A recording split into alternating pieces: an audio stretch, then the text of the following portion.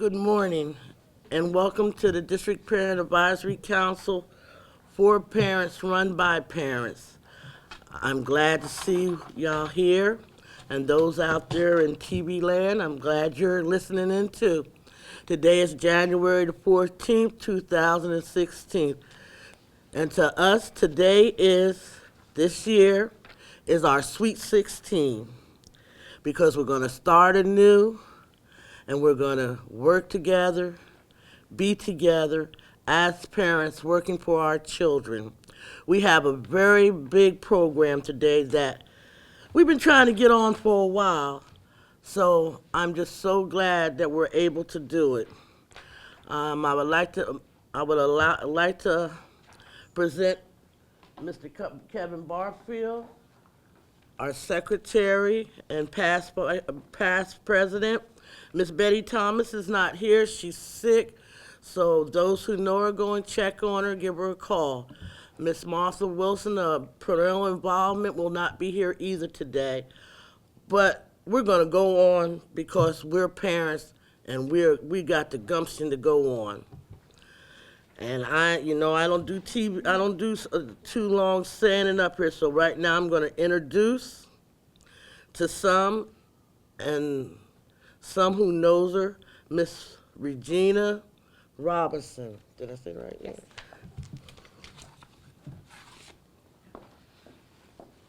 Hi, good morning, everybody. Again, thank you for coming to today's event. I look forward to having a robust conversation with you guys in the audience here and who is not in attendance but will review this or see this information.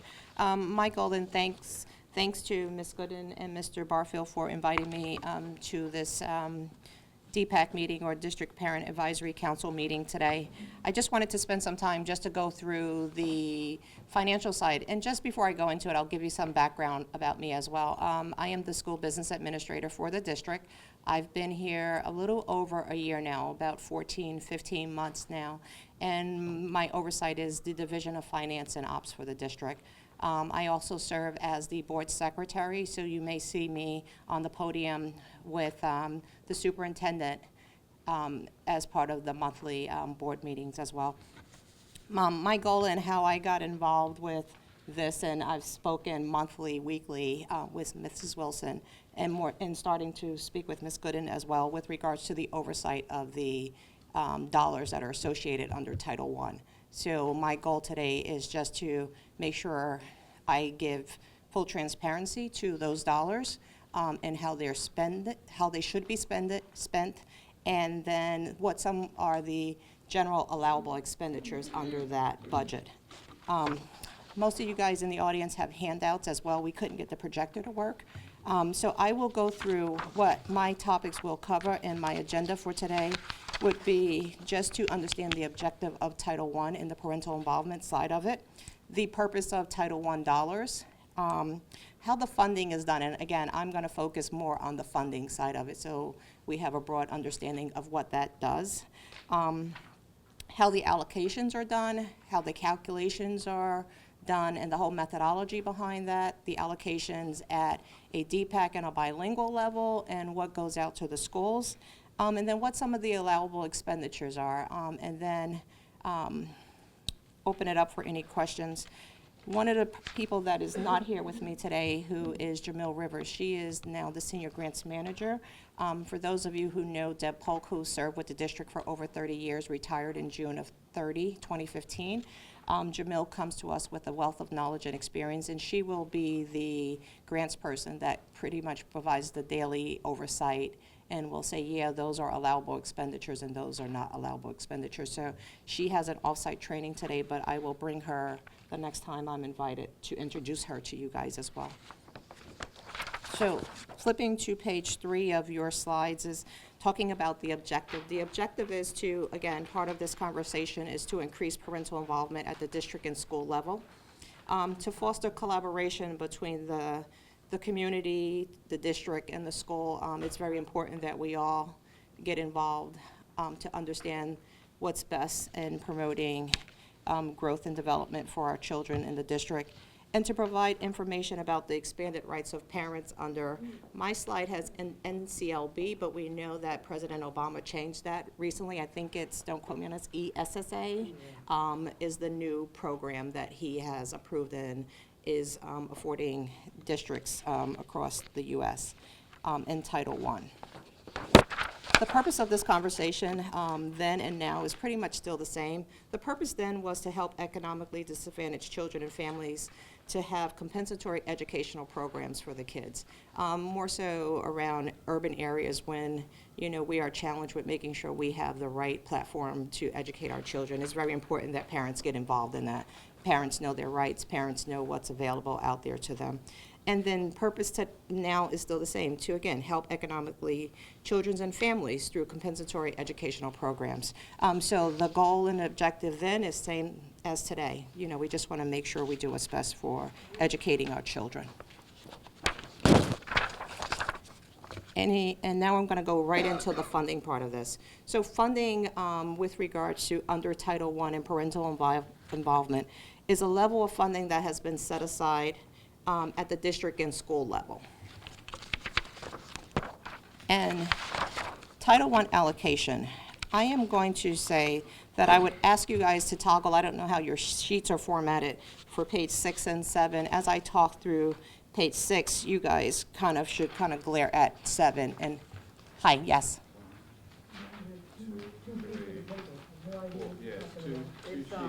It's 3 on each. There's 3 on each It's- sheet. So it's the bottom of this. So you should have one that looks like this. And It's the top of this sheet. correct. Yes. So it says, the header says Title I allocation reservation, Okay, and then the next one is the calculation. okay. Thank you. I know I talk a little fast, but if I need to slow down, just somebody just say, can you slow down on your messaging here? So the reservation and how the Title I funding works is that 1% of our title money that comes into district should be set aside for parental involvement programs. And that includes promoting family literacy and parenting skills. So what that means in a broader respect, if you look at page 7, that says the district, and I have a budget and a projected amount here. So the budget for 14-15 school year, and we operate on a fiscal year. So fiscal year means from July 1 to June 30th versus a calendar year, which is January 1 through December 31st. So on a 14-15 budget period, the district received in Title I dollars $8.4 million from the feds. Of that $8.4 million, under the program guidelines for Title I, parental involvement should receive 1% of that, or $84,000 for parental involvement. The same thing if you're on with me on page 7. Is everybody on page 7? I just want to make sure I don't lose anybody in the conversation. Yes? Okay. Yes.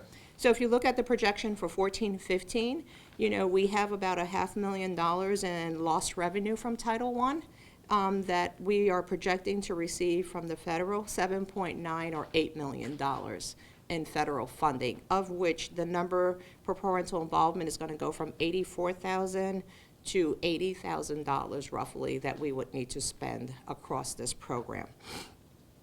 And if you go down to how that breaks down, so of that 1%, 95% of it is going to the LEA distributions at the school level.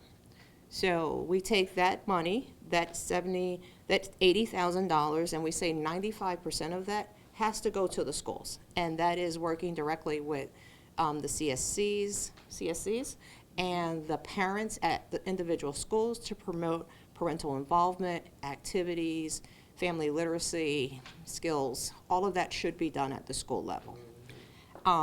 Of that remaining 5%, and if you follow me straight down on my grid, 2.5% is allocated to the Bilingual Advisory Council, and it really comes down to very small dollars, as you can see. And then another 2.5% for the Parent Advisory Council. So when we were asking about refreshments, that small amount that you would need to cover refreshments for this event would be covered out of that budgetary line, okay? And then it kind of rolls up and says, hey, we balance it back out, saying of the 1% that we received out of the total federal dollars, this is how it's allocated.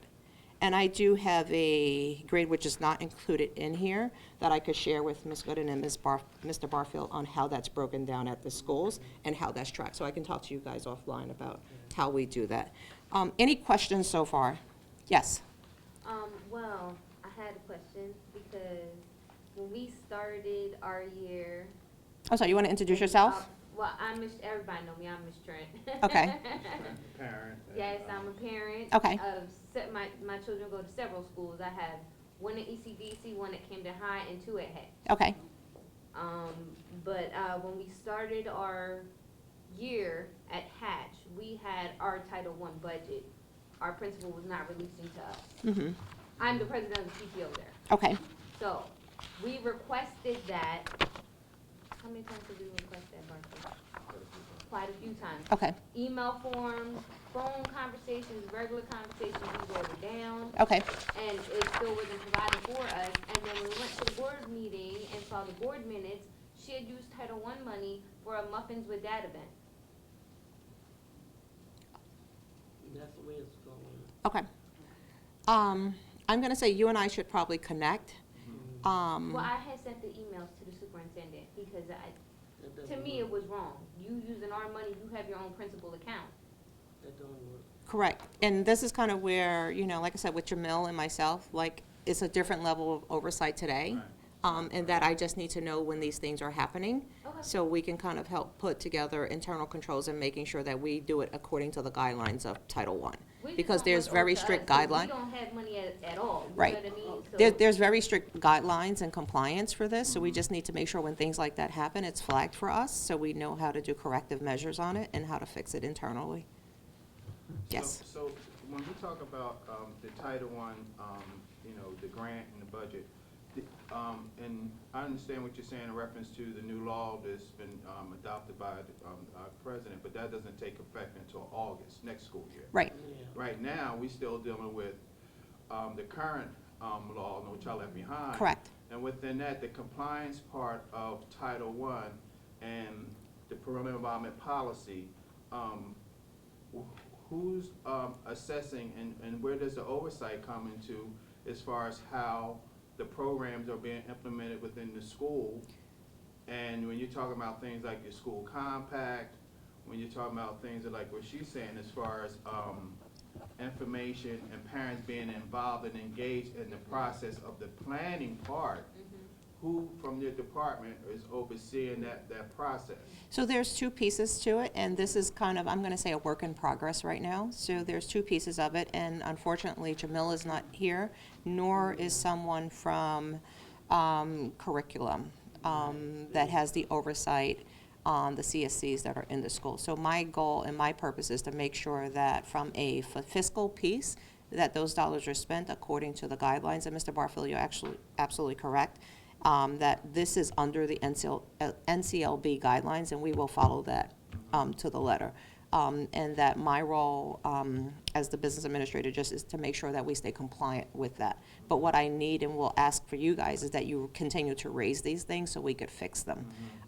Part of, I don't know what school compact is. The school compact is basically, it outlines that it should include your district level parental involvement policy. Okay. And then your school individual school policy that adopts, some of your principles or your regulations. Okay. And it includes like your meeting dates, the subject matters, the budgets, and then mission statements from the individual school. Okay. And it includes the parents being a part of coming together to put the school compact together, and then that's supposed to be submitted to the parent center or your district level coordinator. So that's on file. That's part of the requirement through the federal government is your schools have a school compact. A school agreement is different than a school compact. A lot of times we're doing school agreements. Got it. It's just saying parents are going to support, their children's education, things of that nature. But it doesn't really go more into the detail of school-wide programming, meeting dates, you know, like I'm saying, Got parents it. being involved and more engaged in the process. Got it. Of how that money, how they feel as though the money should be spent, not Exactly. necessarily either whether it's, you know, your school principal or someone on a district level that's really kind of controlling how that money's not being spent Exactly. or being spent. Got it. So I would say thank you for that information and clarity. I haven't heard it to that level before, but what I would ask is that maybe I would enlist you and to use Hatch as the example, that maybe the three of us get together along with my grants person. Well, we on the PCL together, he's my second. I'm talking about you guys come to Central, and you guys spend some time with me. If that's okay with you guys, I would like to make sure that we are in compliance, and if there's an example of a prior year school compact deck that I could see, if someone could share that with me, I would appreciate it. And then I'll have Abigail put some time on the calendar for the two of you guys, along with Jamil and myself, to sit together just to make sure we roll this out correctly to the schools. Okay? And then the other part Yes. becomes like, even like right now with, I mean, you can ask the question, but then I'm saying right now that with the point what you have in these non-public schools, how is the oversight through the business administrator making sure that they're being accountable? They have to say, because they have to still be in compliance. if Correct. They're getting their federal funding from our school district. Correct. And There reference is- to how their parental involvement programs is going on in their school. Correct, and this is something, Jamil's been with the district about 6 weeks now, so this is something that is a priority for her. I think up until, I'm not gonna name names, but up until Jamil came into district, there was a little softness in the oversight of it, to say it nicely. So, you know, my goal is to make sure that, you know, that we implement and we stay in compliance. My whole objective and goal is to make sure that the district is compliant in how we spend and receive and manage our dollars, especially at the federal, state level, or any money we receive in district that is done correctly. But I will share with you, there is dollars that were allocated to non-public, and will be the same oversight on how they spend that money in comparison to how the schools. It will not be handled any differently, but there is dollars that are allocated to non-public, which Jamil will have oversight on as well. Any other questions?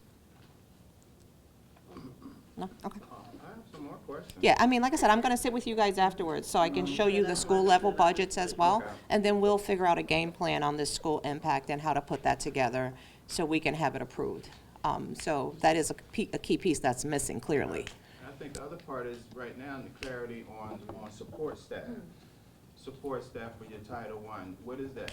I mean, because whether it's from the district level, like within the school, more or less on the district level, especially on the district parent advisory council level, we're on the district level, but then when you get down to the schools, like what is the organizational structure for the support staff and how information flows up and down? Yeah, absolutely, and I know that's been a challenge as well, and I've spoken probably consistently over the past 6 months with Mrs. Wilson on this exact topic, on like where all the players are on it. And what we will do is I will commit to making sure there's an organizational chart that kind of flows through on how it all should be connected.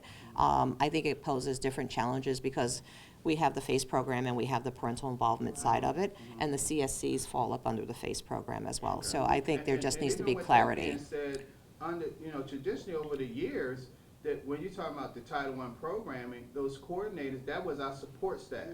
So how can you have a Title I program if you don't have the same support staff from the coordinators, which has always been, if you don't have the support staff from your, it's just like right now.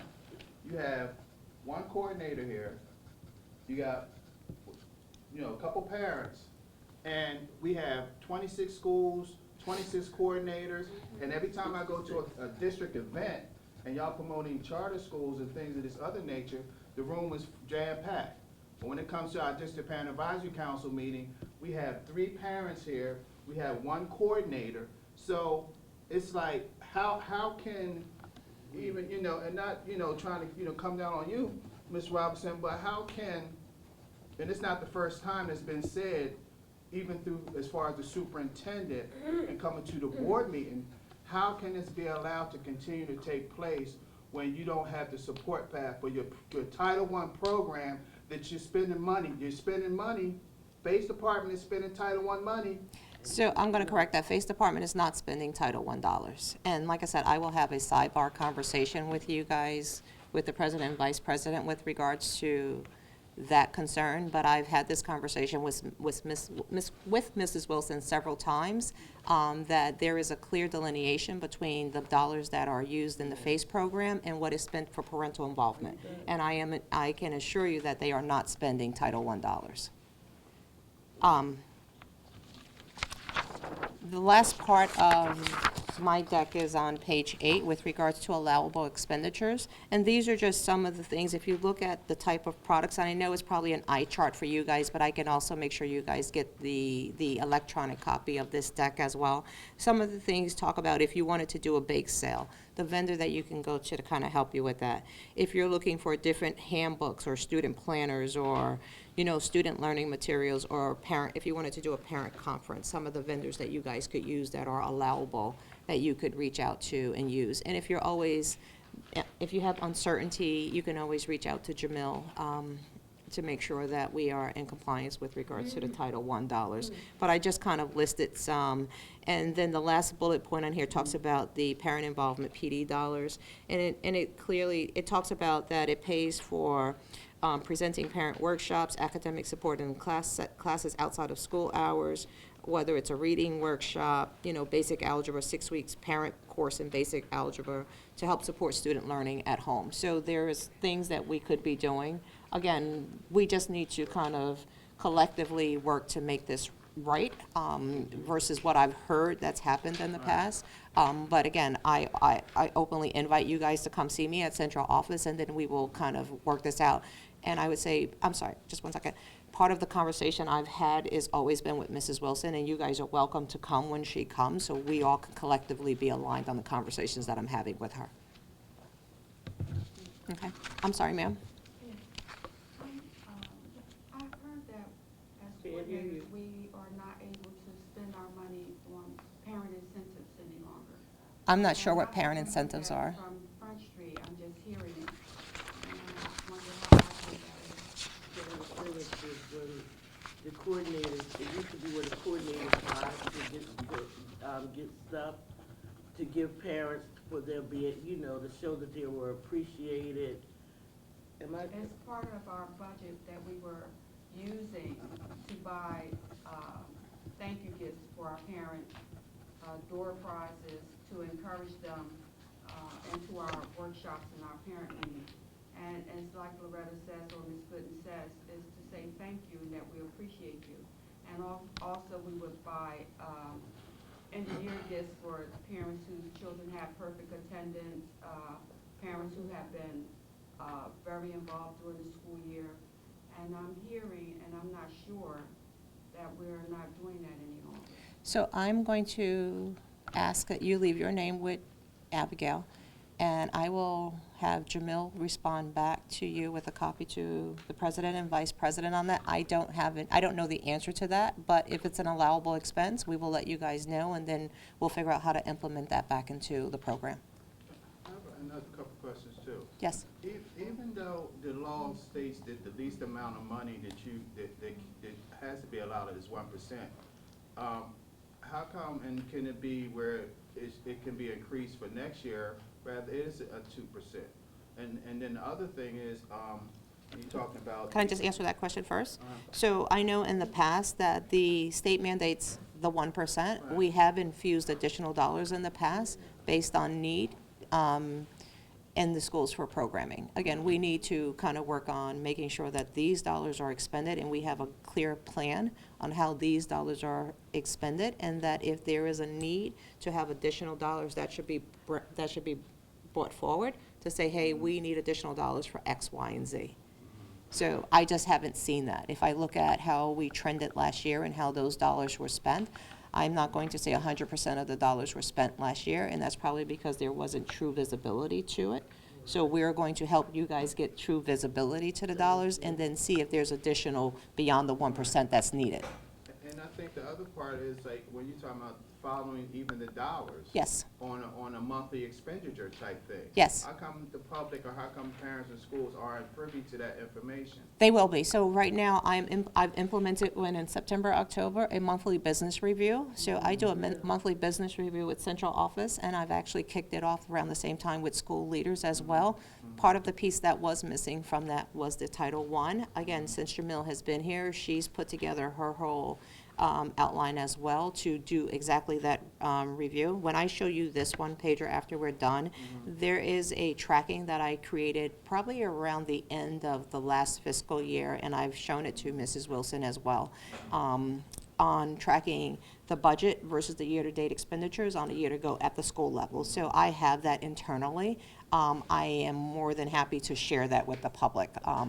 So again, that'll be a conversation you and I will have once we get these school impact docs done, and then we'll figure out the right way, the message, how we're spending against these dollars. I'm more than happy to do that.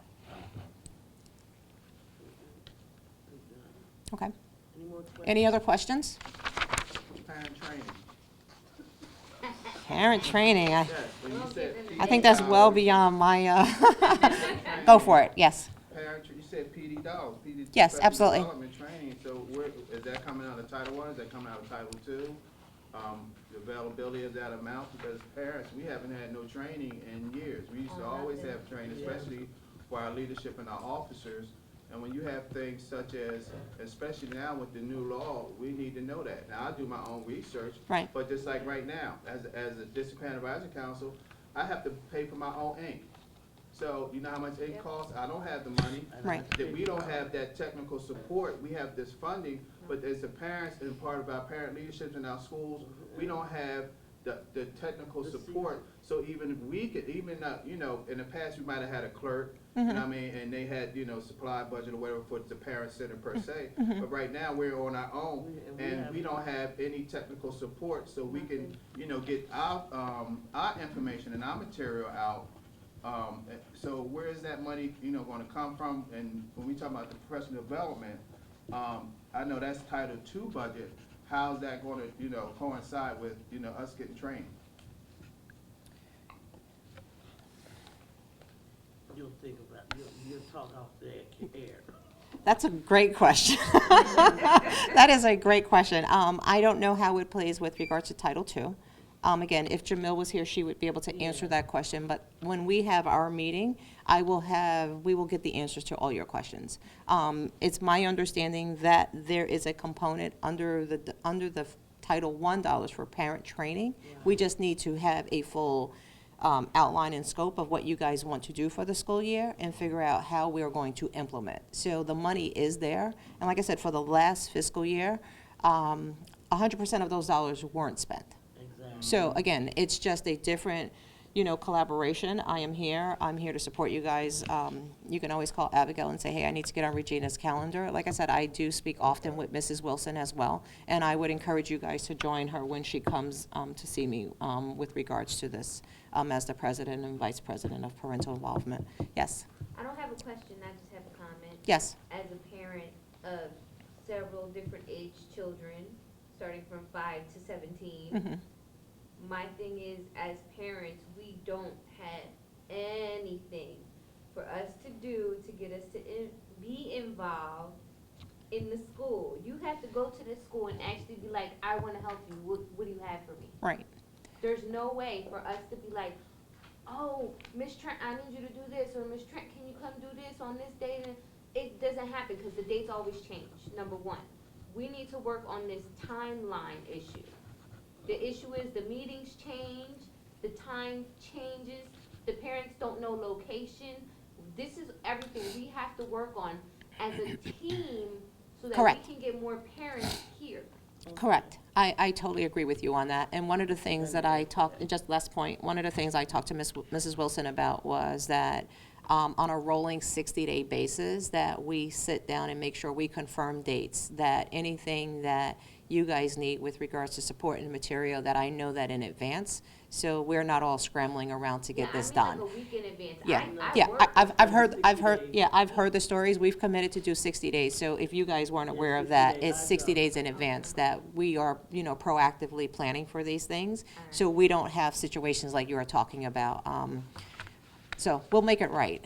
Okay. I just need you guys' support and assistance on this as well, but we'll make it right. We'll get it right. Okay? Thank you so much. Thank you, Thank you. Yep, absolutely. appreciate Yeah. it. You need me to hang around? Yeah, you can hang around just in case, we'll be about like 15 minutes. Okay, perfect. What I'm saying, parents, check your school and see if it's a PAC. Not a PTO, not a PTO, not a PTA. You need a council in your school. That you're worried about the money. PTO that's separate. PTA is separate. You need a PAC in your school, a parent council in your school. That's where your Title I money comes through. Yeah, I did a little research to make sure I was talking right. So I just need you to know that. Parents, make sure there's a PAC in your school, a parent advisory in your school. That's the level that you're at in the public schools. Make sure it's there. Something else I heard someone say. As far as our leadership programs and stuff that we do have a leadership program that comes through the parental involvement. And it's every second Monday, Kevin? Is it every second Monday or the first Monday? It's the first Monday of the month. Look on your, you know what? Hear me that. District calendar. This is what I should have. This calendar here, the monthly calendar, this is our book, our Bible, as some people say.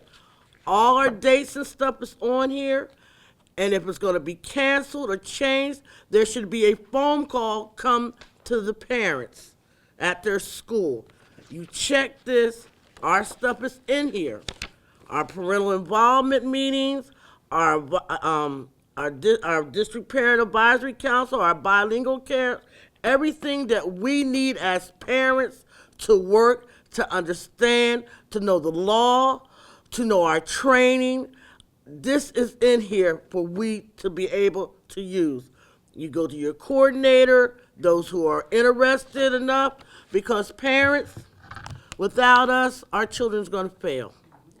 If we don't get up and get involved, not only in the schools, volunteering this, I don't get money here, I'm volunteering. Everybody here, as a parent, volunteers. We, as parents, have got to stand up for our children and stand up for our children's rights and our parental rights. We need to get involved. Please, once again, your school calendar has dates and times in there. I don't think that where it's going to be held, but that's what you got a coordinator for. There's two different entities there. There's FACE, community engagement, but parental involvement, that's us. That's us parents.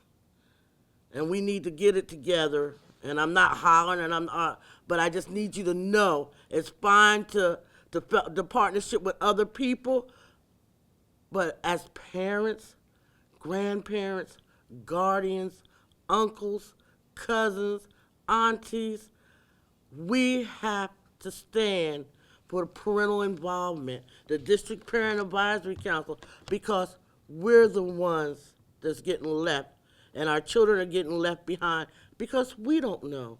So please come and join us. It's not a demand, it's a cry. Parents, we have to get together for our children and ourselves. And this has been our first yearly District Parent Advisory Council meeting. Thank you.